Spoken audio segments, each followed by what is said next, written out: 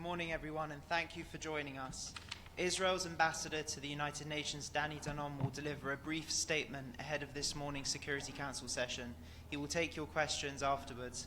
Please remember to state your name and news outlet.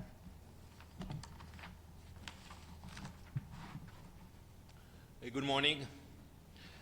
We gather today at a historic moment for Israel and for our region. All of our living hostages are finally home. The remains of 15 of our fallen have been returned for burial, and Hamas, after years of defiance, has been forced to accept what it long rejected, to release our hostages and to disarm. This was not achieved by chance, but by a unique combination of our courage and our conviction. Yet, our struggle is not over. 13 of our fallen hostages remain in Hamas captivity. Tamir Adar, Saar Baruch, Itai Chen, Amiram Cooper, Oz Daniel, Manny Goddard, Adar Goldin, Ran Gvili, Asaf Hamami, Joshua Lutu Molel, Omer Nutra, Oron Shaul, and Ron Binyamin. We will not rest until every one of them is back home. While some members of this council will today speak of Gaza's future, the reality is that Hamas remains the true obstacle to peace. Its terror continues, not only against Israel, but against the people of Gaza and against peace itself. The reality in Gaza today is this: Hamas gunmen emerging from tunnels, turning their weapons on their own people, executing men. You saw the videos, like ISIS, executing men, women, and children in public squares. No evidence, no trial, just terror. And from the UN, silence. No condemnation, no emergency session of the Security Council. That silence empowers Hamas. We must act now, not with words, but with pressure, with resolve, with urgency. Disarmament is not a slogan. It requires action. Weapons must be surrendered, tunnels must be sealed, and rocket factories must be shut down.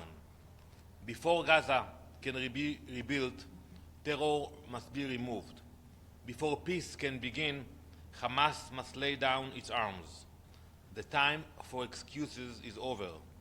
Hamas must disarm now. Thank you. Ambassador, thank you for the briefing. The Trump administration this past week, Jared Kushner, said that the UN and Israel are cooperating strongly, as did the UN humanitarian agency OCHA. Given that fact and what's moving forward with the peace deal, what do you think is the ICJ decision out of date, and what does it mean in terms of moving forward? Thank you. Pamela Falk from U.S. News. Thank you, Pamela. You know, the ICJ decision was a shameful decision. It was a political document, not a legal document. We know how it started. We know how it will end. It will end when it will come to the General Assembly. But they chose to ignore the facts. Take, for example, UNRWA. UNRWA was infiltrated by Hamas for years, even before October 7th, and they ignored those facts. We have proved that UNRWA employees entered Israel and took part during October 7th massacre. The court chose to ignore those facts, and we will not work with agencies that are controlled by terrorists. Thank you. Ambassador, Trilogy with China Central Television. Two questions. First, we heard a lot of the UN officials talking about no border crossings opening. Will Israel consider that, and what stops Israel from opening more border crossings so far? And secondly, we heard that the U.S. is strongly considering IDF presence during the reconstruction. What is the position from the Israeli government? Thank you. Well, regarding the checkpoint, you know, we have an ongoing dialogue with our partners on the ground.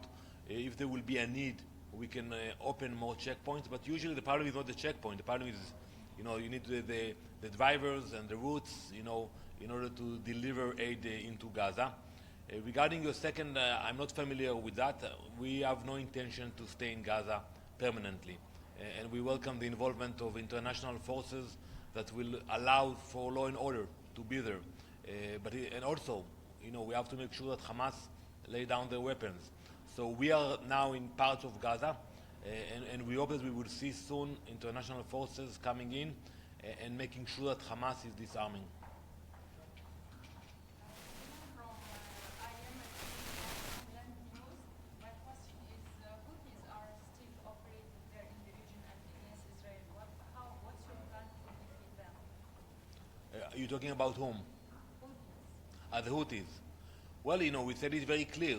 We have nothing against Yemen. We have no conflict with Yemen, and unfortunately, this radical regime attacks Israel, and we will retaliate. And we have shown our capabilities. So we hope that they will understand that, we have no interest in any fight or conflict with the Houthis. But if they will continue to attack Israel, they will find the might of the IDF. What's the plan to defeat them completely?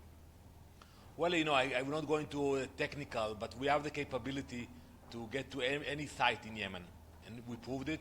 We have the capability to find the leaders of the Houthis, and we proved it. So we will continue to take actions if we will have to do that. Are you coordinating with any of the countries around there to defeat them? We speak with many countries in the region, and we have to understand that the Houthis is not a threat only to Israel. You should see what's happening in Egypt in terms of the loss of income to from the Suez Canal, and for the entire world, because we all pay more now for commodities because of their illegal actions. Thank you very much. Yes, one last one. Ambassador, who do you think should be leading the international mobilization force, and do you think they should be disarming Hamas? Well, now it's being discussed about the involvement of countries in this force. I think it should be a combination of countries from the region, moderate countries from the region, and other international forces. And for sure, they will have to take part in the disarmament and the inspection. It will be a long process, but we have to start it as soon as possible. Thank you very much. Thank you. Thank you.